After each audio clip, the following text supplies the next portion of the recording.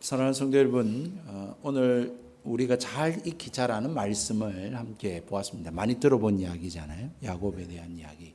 자세하게 우리가 다 이 내용을 살펴볼 수는 없지만 오늘 이 말씀을 우리가 통해서 하나님께서 어떤 말씀을 우리에게 주려고 하실까라고 하는 말씀을 이해하기 위해서 간단하게만 이 내용들을 먼저 좀 살펴보면, 이 야곱이라고 하는 사람과 에서라고 하는 두 사람이 있는데, 에서가 형이고 야곱이 동생입니다.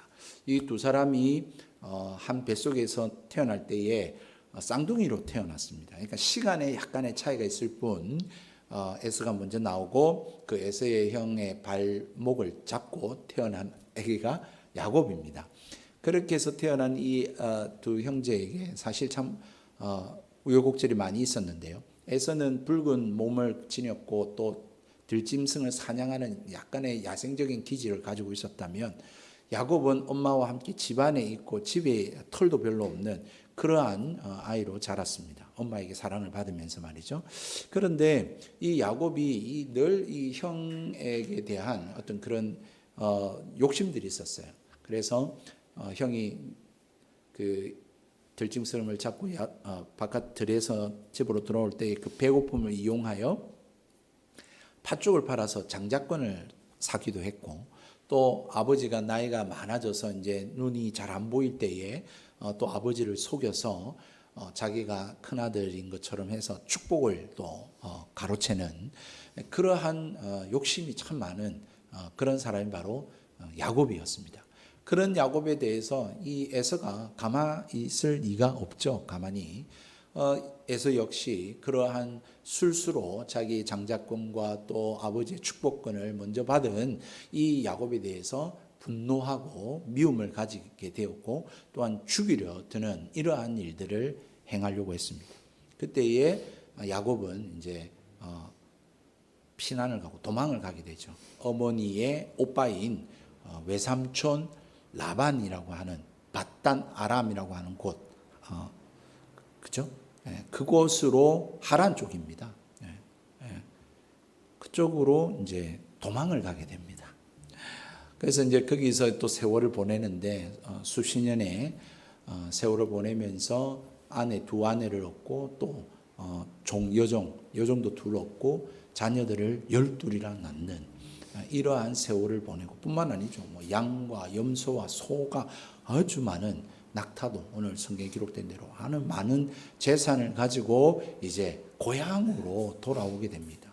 브엘세바, 가나안 땅 아래에 있는 그쪽으로 이제 옮겨오게 되는 이야기입니다. 그런데 이제 옮겨오는데 그의 형인 에서가, 이제 에서도 아마 크지 않았겠습니까? 그리고 오늘 성경에는 안 나와 있습니다만 약 400명의 무장한 사람들을 데리고 올 정도로, 여러분, 그만큼의 이제 어떤 힘을 가진 그러한 존재였습니다. 그리고 뿐만 아니라 이 야곱이 행한 이 일들을 금방 잊어버렸겠습니까? 물론 세월이 좀 지나긴 했습니다만 여전히 죽이려고 했던 그 마음, 또는 미운 마음, 불편한 마음, 좋지 않은 감정을 가지고 있지 않았겠습니까? 야곱도 그걸 염려한 것이죠. 그래서 이제 집으로 돌아오는데, 이제 고향에 가까워 오자 이 야곱이 행한 전략이 무엇이냐? 자기의 소유를 한 때, 두 때, 세 때, 첫 번째 무리, 두 번째 무리, 세 번째 무리로 나누어 가지고 먼저 보냅니다. 그래가지고 이제 에서를 맞이하면, 에서가 이거 누구 거냐, 너희들 누구냐 이렇게 말하면, 이거 야곱의 것인데 그의 형 에서에게 주려고 가져온 것들입니다, 이렇게 이야기하라고. 첫 번째 무리, 두 번째 무리, 세 번째 무리에게 그렇게 이야기를 하면서 보내면 이제 반응을 살피는 거죠. 형이 어떻게 나오는가, 어떻게 나오는가에 따라서 자기가 어떻게 처신을 하려고, 또는 뿐만 아니라 그렇게 에서에게 주는 예물들을 많이 이렇게 가져온 것을 보면 좀 마음이 누그러뜨려지고 부드러워져서 또 이 야곱을 선하게 대할 줄로 믿고 그렇게 한 것입니다. 그 자기의 자녀들뿐만 아니라 자기의 아내들도 따로 또 보냅니다. 맨 마지막에 따로 보냅니다. 그리고는 좀 야곱은 어쩝니까? 안 가고 남아 있는 거예요. 그 야복 강가라고 하는 그 가운데 자기는 혼자 남게 된 것이죠. 이러한 이야기가 오늘 우리가 읽은 성경의 앞 배경입니다. 이 사건이 그런데 우리가 그냥 보듯이 그런 어떤 족장들의 이야기, 스토리로만 이해할 것이 아니라 이 사건을 통해서 하나님께서 우리에게 들려주시는 말씀이 있는데 야곱 개인으로 봐도 이 사건을 통해서 인생이 이 약복강가에서 하나님을 만나서 실험해서 이제 그곳을 하나님을 배웠다라고 해서 하나님의 얼굴이라고 하는 뜻의 브니엘이라고 하는 장소, 지명의 이름을 정하게 되기까지 이 시점까지의 야곱의 삶과 이 사건 이후의 야곱의 삶은 판이 다르게 바뀌어진 삶을 우리는 보게 된다라고 하는 사실이죠. 이것을 통해서 이 브니엘에서 하나님을 만난 사건이 어떤 의미를 가지고 있는가, 그것이 우리에게 말해주는 사실이 무엇인가, 하나님은 이 사건을 통해서 우리에게 무엇을 이야기하려고 하는가에 대해서 우리가 한번 생각해 보자고 하는 것입니다. 여러분, 앞서 말씀드린 것처럼 야곱 개인적으로 정말 이 브니엘 사건 이전과 이후의 삶이 완전히 달라집니다. 그 전의 삶에도 여러분 야곱에게 하나님이 없었던 게 아닙니다. 하나님의 이름을 부르지 않은 것이 아닙니다. 하나님을 안 만난 것이 아닙니다. 여러분, 야곱 우리가 중요한 하나의 사건 잘 알잖아요. 여러분 우리가 2장에 읽었는데 28장에 가면 여러분 이 도망갈 때에 이제 아버지의 형의 장자권 가지고 아버지 축복받고 형이 죽이려고 가자. 이제 외삼촌 라반의 집으로 가려고 할 때에 가는 도중에 어떤 일이 있었습니까? 광야에서 돌로 베개를 삼고 자다가 밤중에 하늘에서 사닥다리가 내려오고 천사가 왔다 갔다 하는 것을 보게 되는 거예요. 그리고는 하나님의 음성이 들리기를 내가 너에게 복을 주겠다, 너로 큰 민족 이루게 해주겠다, 이런 약속을 해주시는 거예요. 그러자 야곱이 하나님, 당신이 나로 하여금 이렇게 라반의 외삼촌 집에 잘 가고 또 거기서 성공해가지고 잘 돌아오게 하시면 내가 당신에게 늘 11조를 드리겠습니다 라고 하는 약속을 하는 것이죠. 그런 만남이 있었다고. 그런데 그 이후에 야곱의 삶은 여러분들도 뭐 성경을 조금 봐서 아시겠지만 받단 아람의 그 라반의 집에 있을 때에 전혀 하나님을 부르지 않습니다. 하나님의 이름이 등장하지 않아요. 야곱에게 있어서는 하나님이 까마득히 잊어버린 그러한 존재였던 것이죠. 그런데 이 다시 돌아오는 이 사건을 통해 다시 돌아오는 시점에 브니엘에서 하나님을 만남으로 말미암아 그 이후의 삶은 어떤 삶으로 바뀝니까? 완전히 하나님을 예배하는 삶, 하나님께 묻는 삶으로 나아가는, 바뀌어지는 그러한 변화를 우리는 보게 되더라는 것입니다. 그래서 이 브니엘 사건 이전의 이 야곱에게 있어서 하나님은 그냥 자기가 원할 때 찾는 분, 자기가 필요할 때 좀 도와달라고 하는 어떤 그런 존재, 어떻게 보면 굉장히 종교적인, 자기가 원할 때에 자기가 원하는 것을 얻기 위해서 그렇게 거래를 하고 약속을 하고 give and take 주고받고 하는 그런 관계의 종교적인 삶을 살았던 야곱이었다면, 이 브니엘 사건 이후에 야곱은 180도로 바뀌어지는데 정말 하나님을 인격적으로 만나게 되어지고 정말 하나님의 사람으로 변모하는 시점이 바로 이 브니엘이었다라고 하는 사실인 것이죠. 이 사건이 왜 중요하냐? 꼭 예수님을 믿기 전과 믿고 난 이후의 삶으로 우리는 구분할 수 있는 그러한 사건이 오늘 이 사건의 말씀이 또한 우리에게 보여주고 있는 사건이 되기 때문에 그렇습니다. 다시 말하면 복음을 받아들인다는 것, 예수님을 믿는다는 것, 기독교라고 하는 것이 뭐냐라고 했을 때에 그것은 다름 아닌, 여러분 우리가 소위 영접이라고 말하잖아요. 이 예수님 믿는 것은 다시 말하면 신을, 창조주신, 이 세상을 만든 창조주 신을 우리가 접하는 겁니다. 신접하는 거예요. 소위 말하는. 그것이 기독교인 것입니다. 기독교가 어떤 도덕적이고 윤리적이고 처세술적인 삶의 어떤 교훈을 가져다 주는 그런 게 아니라, 그런 게 없는 건 아니지만 본질적으로 기독교는 그것이 아니라 살아있는 신을 접하는 것이 바로 기독교라고 하는 것입니다. 그게 예수 믿는 것이고 그게 복음입니다. 그래서 이것이 무엇인지를 잘 보여주는 사건이 바로 오늘 이 브니엘의 사건이다, 그렇게 말씀드릴 수 있는 것입니다. 그래서 좀 이걸 신학적인 용어로 뭐라고 말합니까? 회심 또는 거듭남이라고 표현합니다. 정말 내가 예수 믿고 변화된 그 회심의 사건, 거듭남의 사건을 잘 보여주고 있는 사건이다. 더 좀 쉽게 말씀드리면 복음을 받아들일 때, 예수님을 믿을 때에 그 복음과 그 믿음이라고 하는 것이 내 안에서 어떻게 역사하고 어떻게 내 삶을 만들어가는지를 잘 보여주는 이야기가 오늘 우리가 읽은 창세기 32장의 이 브니엘의 사건이다라고 말씀드릴 수 있는 것이죠. 저는 이 말씀을 참 다시금 우리가 잘 아는 이야기지만 살펴보고 묵상하고 생각해보는 굉장히 참 중요한 시점이다 이런 생각이 듭니다. 왜냐하면 한국 기독교가 뭐 어쨌든 이리저리 탁 통계를 하면 1000만입니다. 기독교라고 이렇게 자기의 종교를 밝히고 있는 사람들 1000만. 전 세계의 각 교단마다 감리교, 장로교, 뭐 침례교 해가지고 세계에서 가장 큰 교회가 7교회가 우리나라에 있다고 그렇게 알려지고 있습니다.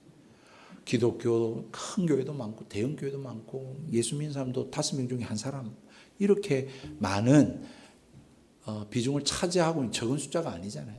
이러한 상황에서 근데 교회가 세상으로부터 등돌림 당하고 손가락질 당하고 또 뿐만 아니라 믿는다라고 하는 사람들 그리스도인에게도 세상 사람들과 다를 바 없는 그런 사건 사고들이 막 일어나고 싸움이라든지 하여튼 여러분 이런 모습들이 왜 그러할까?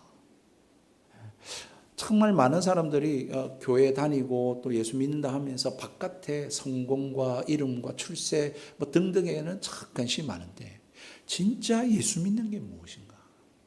기독교가 무엇인가? 복음이 무엇인가? 교회가 무엇인가에 대해서는 별로 신경을 쓰지 않는 오늘 이 시대, 진지함이 사라진 이 시대, 교회도 재미있어야 되고 복잡해야 되고 이벤트가 있어야 되고 웅장해야 되고 그러한 것들을 요구하는 이런 이 시대에 정말 우리가 다시 한 번 더 예수님을 믿는다는 게 뭐고 이 기독교 신앙이 뭔지에 대한 좀 우리에게 본질을 가르쳐주는 사건이 오늘 이 브니엘 사건이다라고 말씀드릴 수 있는 것이죠. 앞서 말씀드린 대로 하나님을 부르는 것만으로 충분하지 않습니다. 하나님을 만났다라고 하는 것, 거래한다. 그래서 내가 11조 드리겠다라고 하는 것으로 여러분 믿는다라고 하는 것을 다 여러분 설명할 수 없다라는 것입니다. 정말 중요한 것은 정말 하나님과의 이런 진지한 만남이 있는가? 내 인생이 전환되어지는, 바뀌어지는 그러한 획기적인 사건을 경험했는가? 다시 말하면 이 브니엘 사건 이전의 야곱인가? 아니면 브니엘 사건을 경험하고 그 이후의 야곱인가? 내가 사실 뭐 다른 사람들 다른 교회는 뭐 우리가 신경 쓸 것도 없고 정말 우리 스스로 이 자리에 지금 회복의 교회에서 예배드리는 저와 여러분만이라도 좀 이 부분에 대해서 내 자신을 점검해보고 살펴보자라고 하는 것이죠. 여러분 한번 물어볼까요? 그러면 여러분들은 정말 이런 야곱이 약복 강가에서 하나님을 만난 이러한 체험이 있으십니까? 이런 어떤 경험이 있으시냐라는 것이죠. 이게 목사님 좀 추상적입니다. 좀 어렵습니다. 그걸 어떻게 합니까? 저는 모태신앙으로 어릴 때부터 태어나서부터 교회에서 자랐는데 목사의 집안에서 뭐 이렇게 말할 수 있으니까요. 그러면 조금 더 우리가 이제 오늘 본문의 말씀을 통해서 그렇다면 정말 이렇게 하나님을 만났는지 인격적인 만남 또 이런 하나님과의 하나님을 만난 어떤 진짜의 체험과 경험들이 어떠한 것인가를 오늘 말씀을 통해서 그러한 만남이 있는 사람들의 특징, 모습들이 어떤 것인지를 좀 우리가 한번 생각해 보고자 합니다. 제일 첫 번째는 뭐냐면 정말 하나님을 만난 사람, 경험한 사람의 제일 첫 번째 공통된 특징은 뭐냐면 철저하게 혼자서 개인적으로 이 만남들을 경험한다는 것입니다. 여러분 오늘 야곱이 한때 두 때, 세 때 무리들, 그죠? 보내고 또 처와 자식들, 종들 또 꾸려가지고 맨 마지막에 보내고 철저하게 혼자 있을 때 오늘 이 사건이 일어났습니다. 여러분, 이 회심의 사건이 있기 전에 이 야곱은 굉장히 복잡 다단했을 것입니다. 그렇지 않습니까? 자기가 지금 어마어마한 재물을 가지고 있습니다. 그리고 처자식이 있습니다. 이제 외삼촌 라반의 집에서 떠나가지고 이제 새로운 보금자리를 얻고 거기서 이제 정착하는 삶이 있지 않겠습니까? 자기가 살아남아야 안 되겠습니까? 또 이제 처자식과 이 재산과 이렇게 또 살아가야 할 세월이 남아있지 않습니까? 이와 같이 우리 역시 우리로 하여금 우리 삶에 둘러싼 여러 복잡다단한 일들이 있죠. 관심사들이 있죠. 뭐 취업, 학교 성적, 친구, 또 취미, 또 우리의 어떤 경제적인 것, 뭐 등등, 건강, 가족 등 참 우리는 우리를 둘러싼 많은 복잡다단한 이해관계들 속에 또 일들 속에 우리는 빠져 살아가고 있습니다. 그런 가운데서 하나님을 만난다라는 거 하는 것은 뭐냐면 거기서 격리되는 것입니다. 거기서 분리되는 것입니다. 거기서 빠져나와서 철저하게 홀로 있을 때에 하나님을 만나는 그러한 경험을 가지는 것이 바로 우리가 만나는 하나님을 만났다라고 표현하는 때에 쓰이는 의미라고 하는 것이죠. 그러면 혼자 있으면서 무슨 생각할까요? 여러분 지금 야곱이 혼자 있으면서 여러분 어떤 생각이 있을까요? 아마 왔다 갔다 하면서 밤잠을 이루지 못했을 겁니다. 어떻게 되나? 앞으로 내 인생이 어떻게 되나? 우리 에서 형님이 어떻게 반응할까? 뭐 등등 진짜 이 진지한 삶에 대한 고민들 때문에 아마 잠을 이루지 못했을 것입니다. 마찬가지로 여러분 정말 하나님을 만난다, 인격적으로 만나는 이 회심의 사건, 거듭남의 이 사건을 경험한 사람의 공통점은 철저하게 그렇게 인생에 대해서 근본적인 질문을 하는 자리에 홀로 서게 된다라고 하는 사실이죠. 나는 누구인가? 나는 어디서부터 왔는가? 내가 왜 사는가? 인생이 뭔가? 내가 죽으면 앞으로 어떻게 되는가? 등과 같이 이런 우리가 친구와 살고 일하면서 먹고 살기 위해서 경제적인 활동하고 막 취업, 시험 등 이렇게 살 때는 전혀 이런 생각 안 하다가 정말로 홀로 있게 됐을 때에 진지한 인생의 아주 기초적이고 근본적인 이 질문을 대하게 되는 이러한 일들이 있다라는 것이죠. 안타까운 것은 하나님이 정말 택하신 백성을 사랑하시고 사랑하는 자를 부르실 때에 하나님께서는 어쩔 수 없이 그 사람이 그러한 시간과 그러한 자리에 있지 않을 때에 그 사람 둘러싼 이해관계와 그 소유들을 빼앗아 가시기도 합니다. 실제로 그의 재산, 돈을 가져가시기도 하고 또는 그의 건강을 치시기도 하고 또 그 친구와의 관계가 금이 가기도 하시고 그 가족들과의 불화를 일으키시기도 하고 그래서 정말 거기서 빠져나오게 하시는 거죠. 격리시키는 거예요. 거기에서 나와서 혼자 있게 만들어요. 철저하게. 그리고는 인생이 뭔가?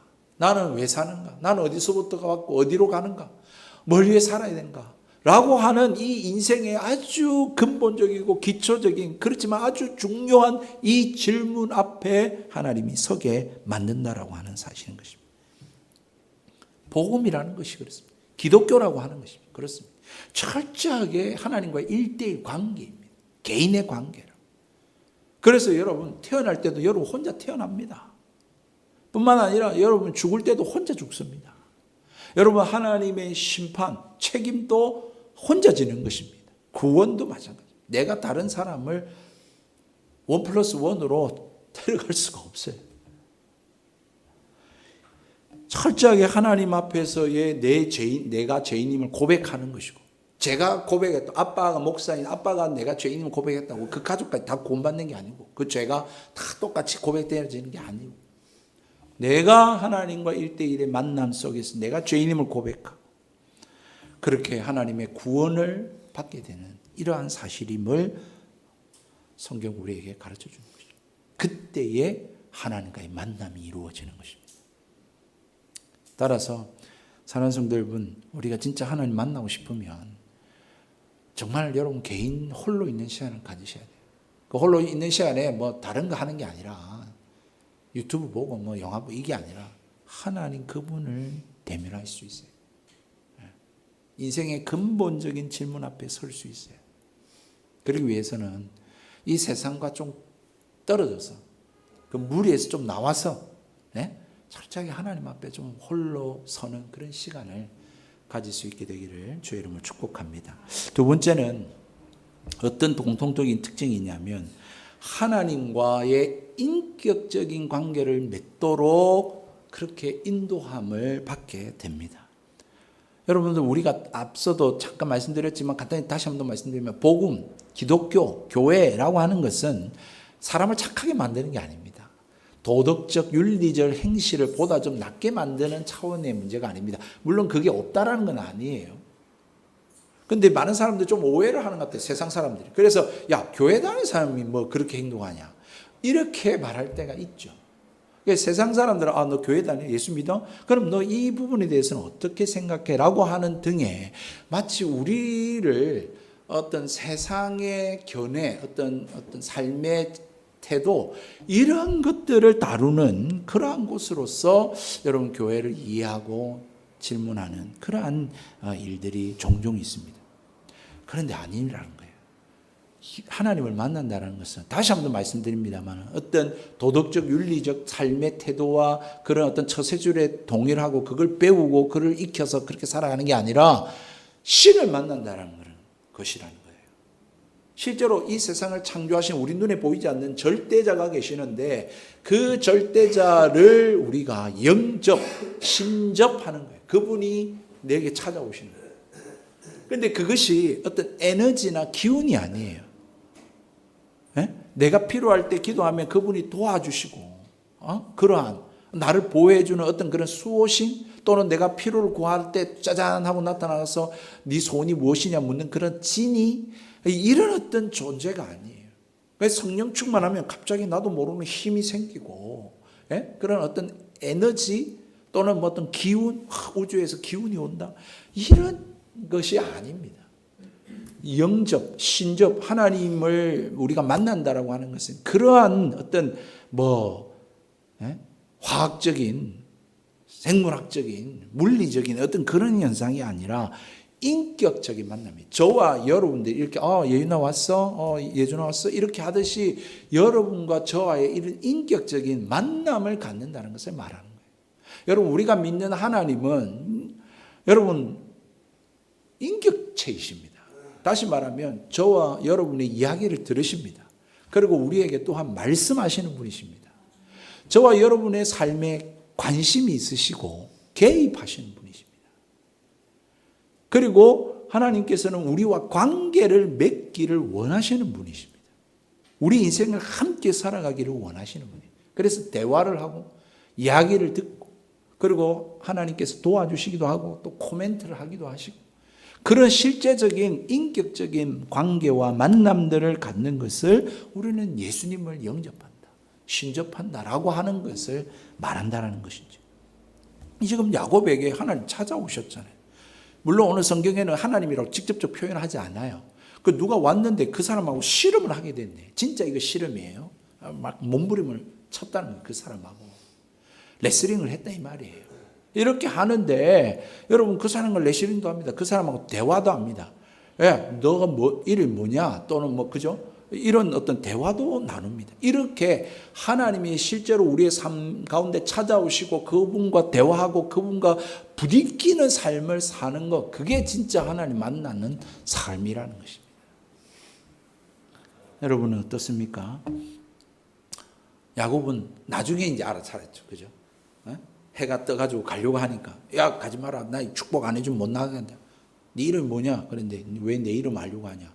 라고 하고는 축복하고 떠나버리니까 그제서야 하나님이었구나 라고 알고 분이엘, 그곳의 이름을 그렇게 짓게 되었다, 이렇게 성경 말하고 해요. 그건 나중에 알게 될지는 모르겠지만 어쨌든 여러분, 하나님을 인격적으로 여기고 계시냐 이것입니다. 하나님 살아계신 거 믿죠? 여러분, 하나님이 이곳에 계심을 믿으십니까?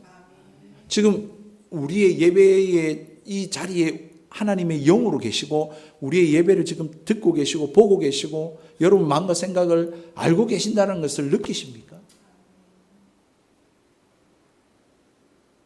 여러분, 정말 여러분들이 기도할 때 이 기도를 지금 하나님 듣고 계신다고 생각하고 기도하세요? 하나님을 여러분은 어떻게 믿고 계십니까? 정말 하나님을 만난 사람은, 인격적으로 하나님을 만난 사람은 하나님을 삶 가운데 내 생활 속에서 느끼는 사람입니다. 그 하나님의 임재를 경험하는 사람이죠. 자, 세 번째 특징은 뭐냐? 지금 이러한 하나님 만난 사람에게 있어서는 정말 인생의 전체에 있어서 가장 중요한 것이 바로 이 하나님이구나 라고 하는 것을 고백한다라고 하는 것이죠. 지금 야곱이 이 순간 지금 이 야복강강에서 하나님을 배울 때 가장 중요한 문제는 뭘까요? 이때는 지금 앞에 한 때, 두 때, 세 때 보내고 우리 처자식 다 보내고 에서 형님 뭐 이런 것, 이 순간만큼은 지금 그게 지금 관심사가 아니에요. 그거는 어디 간 데로 없어지고 지금 이 사람이 누군지 모르겠는데 이 사람하고 씨름하면서 이 사람이 이겨야 돼. 이 사람 이겨야 되고 그리고 이 사람으로부터 지금 내가 복을 받아내야 돼. 여기에 올인되어 있는 모습을 우리는 보게 되는 것이죠. 정말 왜 이 사람과의 씨름에서 이겨야 될까요? 내가 살고 죽는 문제가 이 사람한테 먼저 지금 달려 있으니까.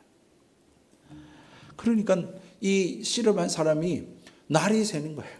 이제 그래가지고 집에 가려고 이제 나 갈란다 이러는데 절대로 못 놔준다. 여러분 씨름했고 이 사람이 이제 어떻게 보면 가려고 이제 하는 건데 왜 못 놔줍니까? 지금 이렇게 해가지고 내가 진이 다 빠졌고 이 사람 놔주면 뭐 아무것도 없잖아요. 그러니까 안 된다. 당신 누군지 모르겠는데 내한테 축복해줘 가라. 라고 하는 그러한 요구를 하고 있더라는 것입니다.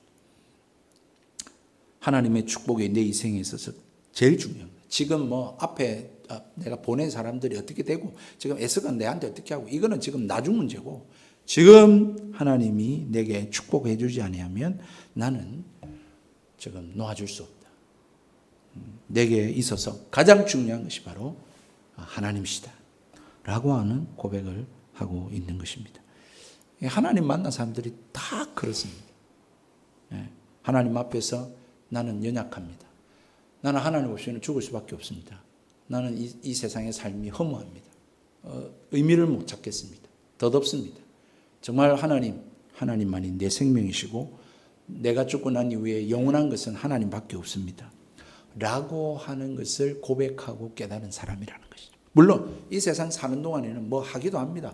친구의 관계도 맺고 취업도 하고 또 뭐 결혼도 하고 연애도 하고 또 하여튼 우리의 취미생활도 하면서 이 땅의 삶을 삽니다만 그 모든 것은 지나가 버리는 것이고 그건 잠깐 있는 것이고 그건 영원한 것이 아니고 그건 본질이 아니고 정말 중요한 것은 하나님입니다. 영혼입니다. 저 천국이 있습니다. 영원이라는 시간이 있습니다. 나는 그것을 믿습니다. 그럴 때에 하나님이 제일 중요합니다. 하나님 내 생명입니다. 내 영혼을 책임지시는 분이 하나님이십니다. 그거는 영원한 것입니다. 라고 하는 사실을 깨닫고 고백하는 사람이 바로 하나님을 만난 사람이라고. 그래서 그 사람에게는 이 세상의 일은 정말 사명으로 하는 거고 이것은 필요에 따라서 하는 거지. 이게 목숨 걸 일이 아니고 이게 내가 생명 걸 일이 아님을 아는 사람인 것이죠. 이 사람은 영혼이 중요함을 압니다. 영혼이라는 시간이 있다는 것도 압니다. 그리고 하나님이 내 생명을 주관하시는 분, 나의 심판의 주가 되신다는 사실을 기억한 사람입니다. 그래서 내 인생에 있어서 하나님 그분과 하나님의 축복과 하나님의 함께 하심이 내 인생에서 가장 큰 문제다. 가장 중요한 관심사다라고 고백하고 말하는 사람입니다. 여러분 이러한 고백이 여러분 우리의 고백이 돼야 되는데 여러분 이것이 야곱만의 문제가 아니었고 여러분 신약 성경의 사도 바울도 똑같이 그렇게 고백합니다. 빌립보서 1장에 내가 살아도 죽어도 주님만 있으면 된다. 내가 죽는 것도 그리스도 예수 안에서 나는 유익한 거다. 빌립보서 3장에 가면 내가 알던 모든 것을 다 배설물로 여긴다. 배설물. 내 대학 나온 거, 내 어떤 학벌, 스펙 등등 모든 것을 다 해로 여긴다. 다 필요 없다. 내게 가장 중요한 것은 예수 그리스도를 아는 지식이다. 예수님이 가장 중요한, 내가 예수님을 알게 된 게 이게 가장 소중한 거다. 사도 바울은 그렇게 고백을 했습니다. 뿐만 아닙니다. 여러분 베드로도 마찬가지죠. 그의 장모님이 있었잖아요. 결혼했다고요. 그의 어부하는 그 옛날에는 다 그 몇 대째 이어오는 가업이지 않습니까? 그런데 예수님을 만나고 나서 어떻게 했습니까? 그물을 던져버리고 예수님을 따라갔다. 여러분, 예수님을 만난 사람들, 하나님을 인격적으로 만난 사람들은 다 동일하게 고백을 하는 것이 뭐냐면 주님만이 나의 힘이십니다. 주님 내 생명이십니다. 주님 없이는 나는 살아갈 수 없습니다. 나는 아무것도 아닙니다. 라고 고백하게 된다라고 하는 사실인 것입니다. 어떤 희생을 치르더라도, 어떤 대가를 지불하더라도 한번 여러분 오늘 이 시간 물어보겠습니다. 여러분에게 그런 고백을 한 적이 있냐 이거예요. 아니면 정말 오늘 이 시간에 여러분들이 이 질문 앞에 그렇게 고백할 수 있냐 이거예요. 여러분들이 어떤 대가와 희생을 치르더라도 내가 포기할 수 없는 것, 내 안에 반드시 쥐고 있어야 되는 것, 그거 하나를 꼽으라고 하면 하나님이십니다. 라고 고백할 수 있느냐는 것입니다. 하나님 만난 사람은 그렇게 말합니다. 그래, 우리 가족이 나를 괴롭힐 수 있고 이 세상의 경제적인 문제가 나를 이렇게 초라하게 만들 수 있지만 그렇다고 해서 내가 예수님을 포기할 수 없다. 내가 하나님을 믿는 것을 포기할 수 없다. 라고 말할 수 있느냐. 그것이 바로 하나님을 인격적으로 만난 그리스도인의 모습입니다. 마지막으로, 이제 마지막은 뭐냐면 그렇게 고백한 삶이 여러분 달라지는 게 있을까요? 없을까요? 있을 수밖에 없지 않겠습니까? 이렇게 하나님을 인격적으로 만난 사람은 여러분 변화가 있을 수밖에 없고 변화가 뒤따라오게 됩니다. 그 변화는 그냥 일시적인 변화가 아니고요. 영원한 변화입니다. 왜 영원한 변화라고 이야기하냐면 그렇다고 해서 그 사람 얼굴이 달라지고 그 사람 기질이 바뀌어지고 뭐 인생이 막 완전히 뭐가 어떻게 뭐 거지가 뭐 왕이 되느냐 이런 어떤 그런 변화를 말하는 것이 아니라 이 영원한 변화라고 하는 표현을 쓰는 이유는 그의 변화가 일시적이거나 감정적이거나 심리적인 변화가 아니기 때문에 그렇습니다. 심리적인 어떤 작용이 아니고 움직임이 아니라는 거예요. 그의 삶은 실제적인 거예요. 그리고 뿐만 아니라 삶의 전환점이라니까요. 세상을 바라보는 삶을 살아가는 이유가 달라지는 거예요. 가치관이 달라지는 것입니다. 세계관이 달라지는 것입니다. 인생관이 달라지는 것입니다. 그런 변화들이 일어납니다. 여러분 야곱을 보십시오. 오늘 이 브니엘 사건 이후에 어떻게 달라지느냐 하면 여러분 그는 하나님이 지금까지는 찾아오셨어요. 베델에서도 하나님 찾아왔고 브니엘에서도 하나님 찾아왔는데 이 사건 이후에는 이제는 야곱이 하나님을 찾아갑니다. 이전에는 야곱이 하나님 뭐 어떤 약속을 하시면 내가 그렇게 해줄게 give and take로 그렇게 하나님을 내 필요할 때 하나님을 찾았어요. 거래를 했단 말이에요. 근데 이후에는 하나님을 예배한다니까요. 하나님께 자신을 드린다니까요. 희생제사를 드려요. 하나님께 물어요. 내 인생을 하나님께 맡기고 하나님의 다스림을 구한다고요. 이런 변화들이 일어나요. 여러분 이 하나님을 만난 체험 이후에 실제적인 변화들이 일어났죠. 어떤 변화들이 일어났습니까? 우리 성경을 봤지만 환도뼈를 쳐버렸어요. 골반 쪽에 있는 뼈를. 그래서 그 다음부터 야곱은 저는 인생이 됐어요. 스티그마, 흔적이 남게 되었다. 사도 바울도 그런 고백을 하고 40에 하나 감한 매를 7번이나 맞았고 뭐 등등의 이런 표현들이 그의 몸에 예수 그리스도를 향한 그 사랑의 흔적들을 나는 가지고 있다. 그리고 이름도 바뀌었어요. 그렇죠? 네, 야곱이었잖아요. 야곱, 이 괴락을 쓰고 욕심부리고 이런 이름에서 어떤 이름? 이스라엘, 하나님과 겨루어 씨름해서 이겼다. 얻어냈다. 복을 받았다. 이런 이름 갖게 되었단 말이에요. 이름이 바뀌어졌어요. 이런 일들이 많이 있습니다. 일반적으로. 저의 경우가 아닌 여러분 저의 주변의 경우에 어떤 분은 정말 예수님 만나기 전에는 락 음악, 옛날에 그런 LP판을 듣고 테이프를 듣고 거기에 락 음악에 심취해가지고 락앤롤 막 이랬던 형인데 예수님을 믿고 만나고 난 이후에는 다 없애버리고 하나님을 찬양하고 하나님을 찬양하는 곡을 쓰고 그렇게 살아가는 인생이 되어져. 또 제가 사역을 하던 시절에는 예수님을 믿고 나서는 그가 모시고 있던 신주 단지 집안에 그리고 달마 사진 그림들 등등 묵주라든지 뭐 이런 것들 그런 것들을 다 태워버리고 버려버리고. 저보고 버려달라 그래가지고 저도 그걸 받고는 좀 무섭더라고요. 이걸 내가 어떻게 해야 되나, 어떻게 해야 되나.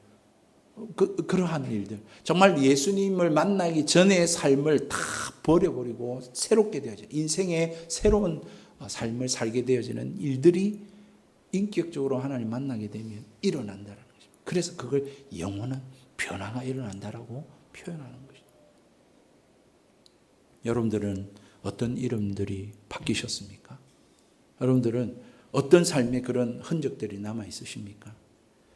말씀 맺겠습니다. 정말 오늘 야곱은, 이제 옛날 야곱은 사라졌습니다. 막 머리 쓰고 술수를 쓰고 막 욕심을 챙기던 그런 야곱은 어디 간 데로 없어집니다. 이후부터는 정말로 하나님께 예배하고 하나님께 묻고 하나님께 나아가는 그런 야곱으로 바뀌는 그러한 삶을 살게 됩니다. 여러분에게는 하나님을 만난 적이 있으십니까? 하나님이 여러분 찾아오신 적 있으세요? 정말로 홀로 가만히 있을 때 내 인생이 무엇이며 나는 뭘 위해 살고 정말로 나는 무엇인가, 내 영혼은 어떻게 되는 것인가, 죽고 난 이후에는 어떻게 되는 것인가에 대한 진지한 인생의 근본적이고 기초적인 질문을 던져본 적이 있으십니까?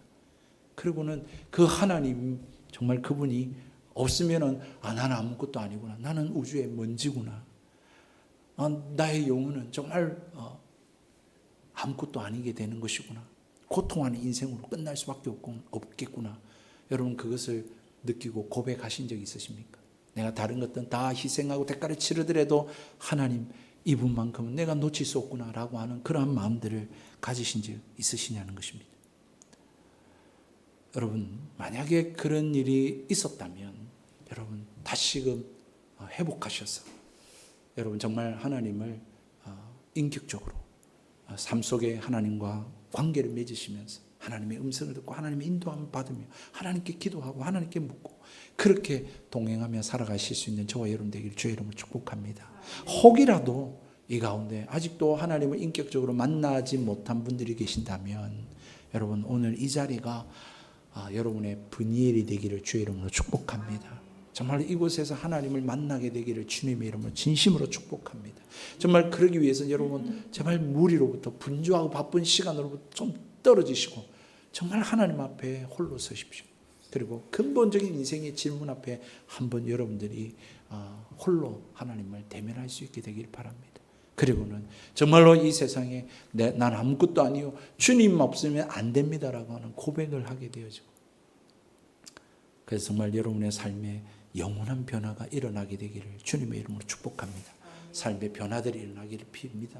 그러기 위해서 여러분 한 가지 우리가 해야 될 것이 있다면 또 분주한 일상과 사람과 무리와 여러분들의 관심사로부터 좀 떨어지는 거, 그거 첫 번째 하시고, 두 번째 여러분들이 꼭 하실 것이 있다면 하나님하고 씨름하게 되기를 주님의 이름으로 축복합니다. 하나님 복을 안 주시면 제 살아갈 수 없습니다. 저는 하나님 정말 하나님 없이는 살 수 없는데 하나님 좀 만나 주십시오. 응답해 주십시오. 그렇게 하나님하고 하루 날이 샜다니까요. 여러분 아침에 동이 텄다니까요.